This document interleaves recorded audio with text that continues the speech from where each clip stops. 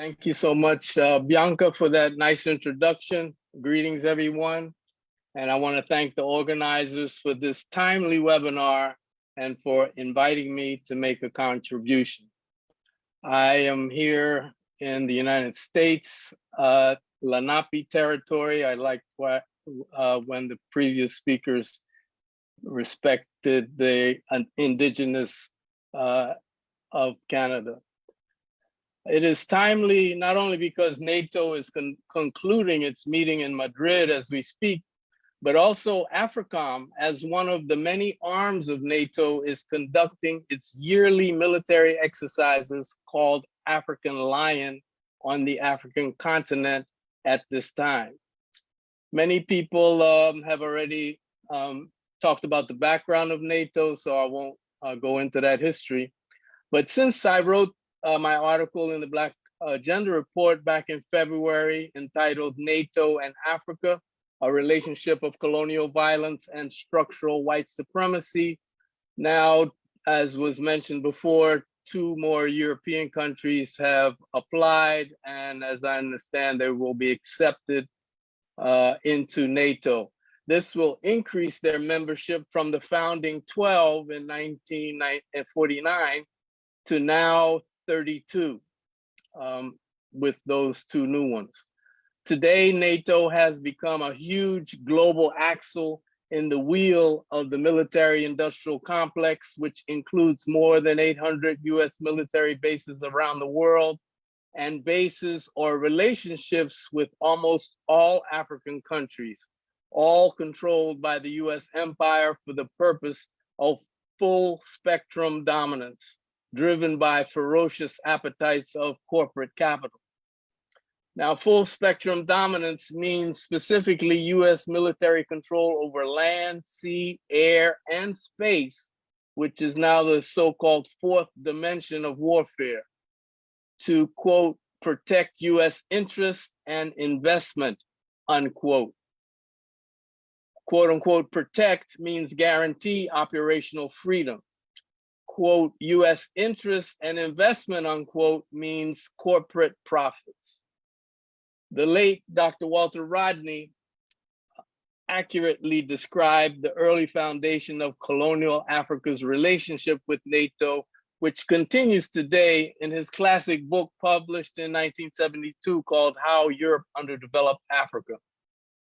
He said, and I quote, needless to say, in the 1950s, when most Africans were still colonial subjects, they had absolutely no control over the utilization of their soil for militaristic ends. Virtually the whole of North Africa was turned into a sphere of operations for NATO, with bases aimed at the Soviet Union. There could have easily developed a nuclear war without African peoples having any knowledge of the matter. The colonial powers actually held military conferences in African cities like Dakar and Nairobi in the early 1950s, inviting the whites of South Africa and Rhodesia and the government of the USA. Time and time again, the evidence points to this cynical use of Africa to buttress capitalism economically and militarily, and therefore, in effect, forcing Africa to contribute to its own exploitation. Now, I want to highlight that last sentence that Walter Rodney wrote in 1972, the sentence where he says, quote, forcing Africa to contribute to its own militarization.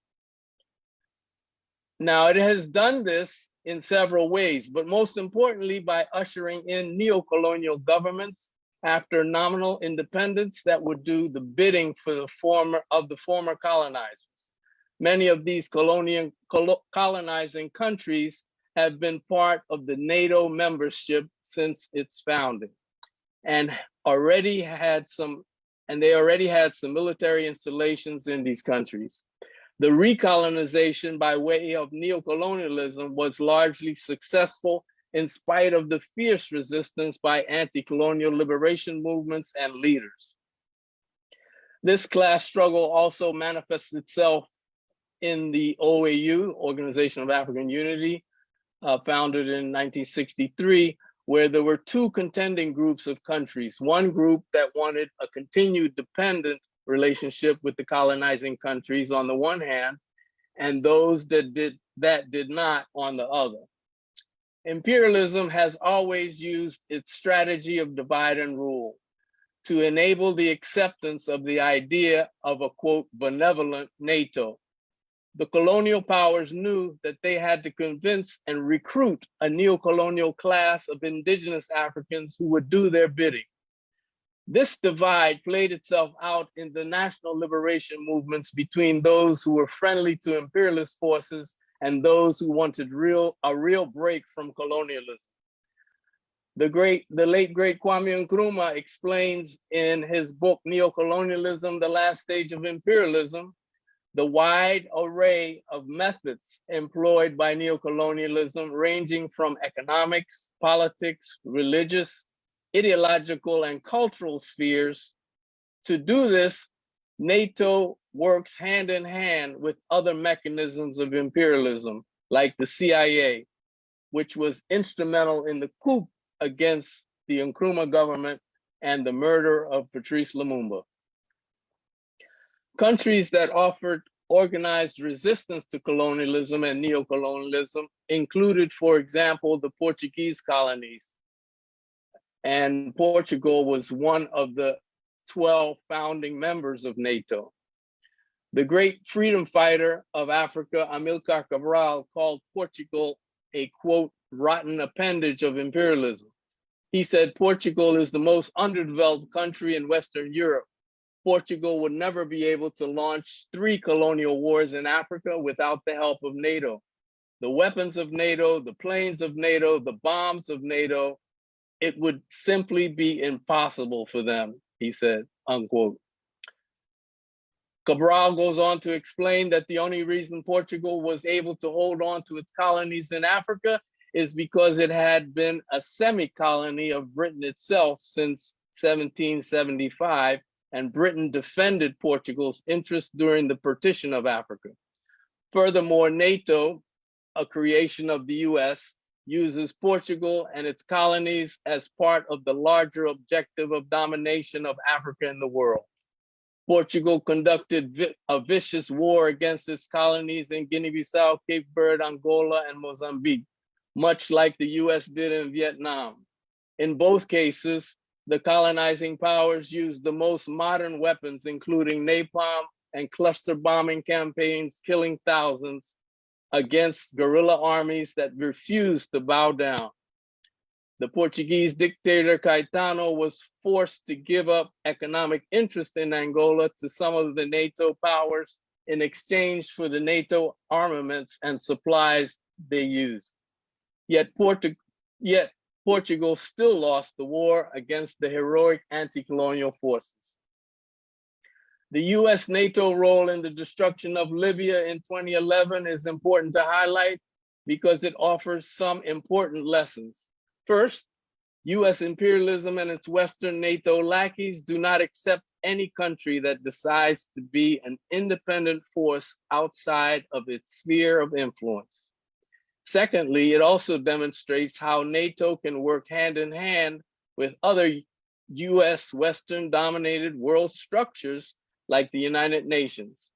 In 2011, the UN resolution 1973 gave political authorization for a no-fly zone and a blockade of Libya to purportedly, quote unquote, protect the citizens. You know, they always want to protect somebody, which ultimately resulted in the destruction of Africa's most prosperous country, a country with the highest human development index on the continent.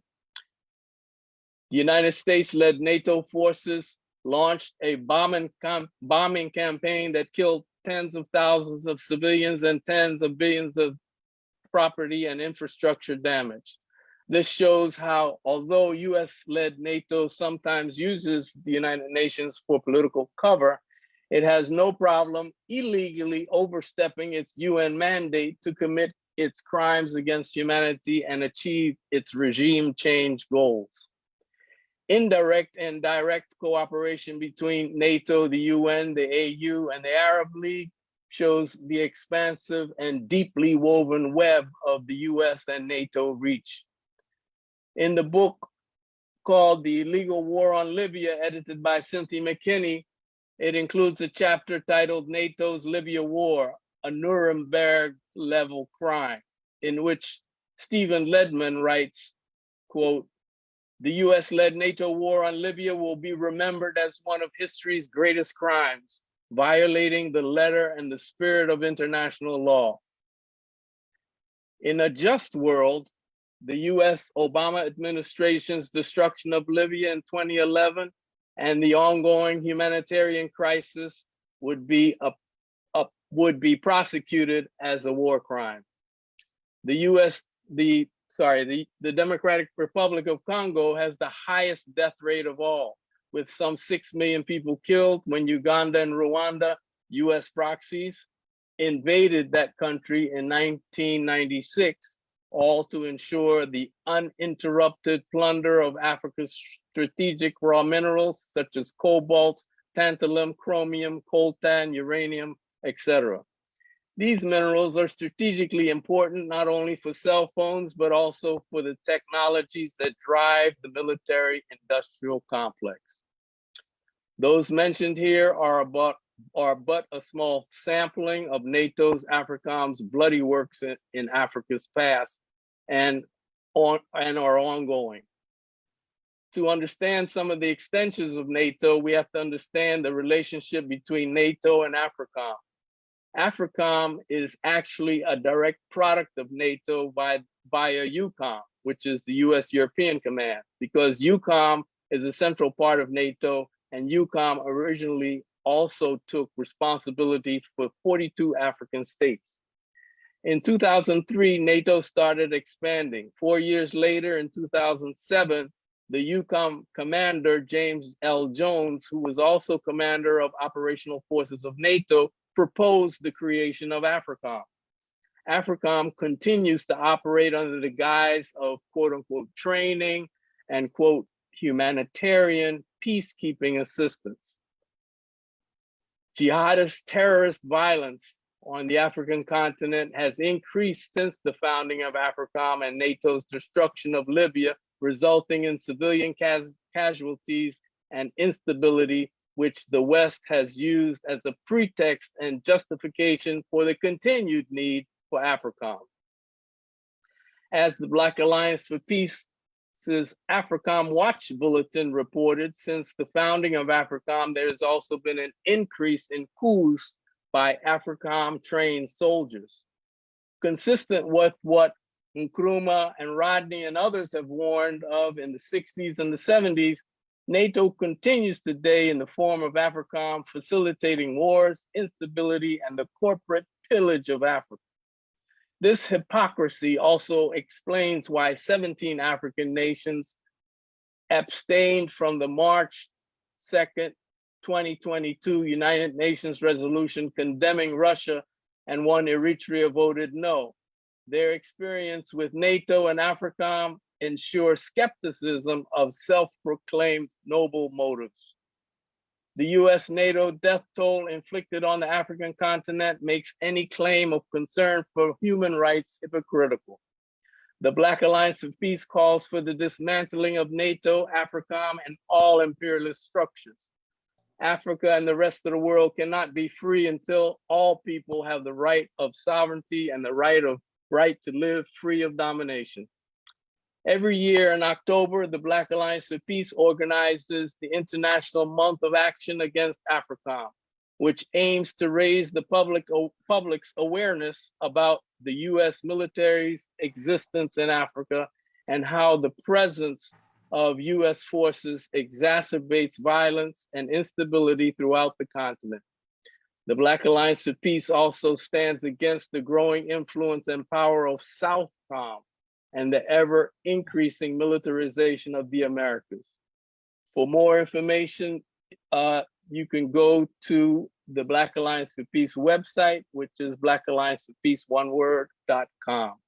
No compromise, no retreat. Thank you very much for inviting me. The United States doesn't belong to the International Criminal Court.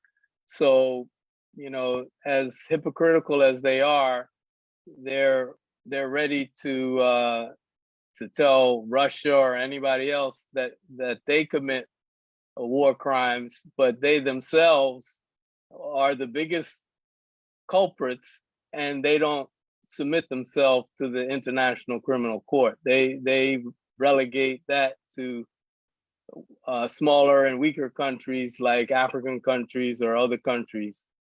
So so they don't subscribe to that. That's what I would say. Mali contended that they discovered that France was training jihadist forces secretly in the country of Mali, and so that's one of the, I guess, the straw that broke the camel's back, so to speak, as to really them becoming totally dissatisfied and disgusted, frankly, with France, because Mali, as one of the Francophone African countries, has a long history of dealing with French colonialism and French military, France-Afrique, and the CFA, which is the currency that France has connected the African currency connected to France. So when they discovered that France was training jihadists, they said, no, enough is enough, and we have to put you out. So that's my understanding of what happened.